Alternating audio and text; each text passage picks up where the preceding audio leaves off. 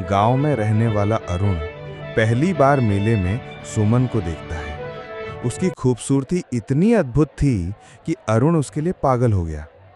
कुछ मुलाकातों के बाद दोनों शादी कर लेते हैं। शादी के बाद कुछ दिन सब सामान्य चलता रहा, लेकिन एक दिन अरुण ऑफिस से जल्दी घर लौट आया। दरवाजे से झांकते ही उसकी नज़र सुमन पर पड़ी।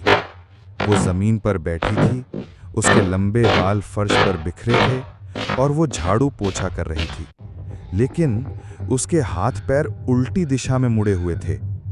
अरुण सहम गया, पर उसने सोचा शायद मेरी आंखें धोखा दे रही हैं। लेकिन अजीब घटनाएं बढ़ने लगीं।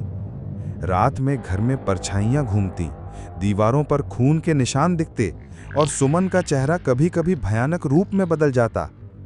कुछ ही समय में अरुण को पता चला सुमन इंसान नहीं बल्कि एक चुड़ैल है जो गांव में इंसान बनकर घुसी थी। अब अरुण डर के साए में जी रहा था, क्योंकि सुमन गर्भवती थी और उसके गर्भ में इंसान नहीं बल्कि एक शैतान पल रहा था।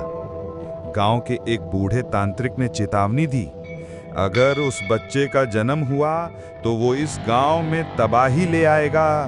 तुम्हारे पास केवल 7 दिन हैं कुछ करने के लिए।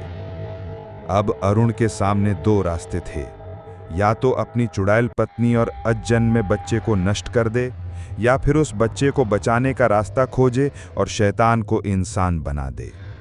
कहानी यहीं से मोड़ लेती है। अरुण क्या करेगा?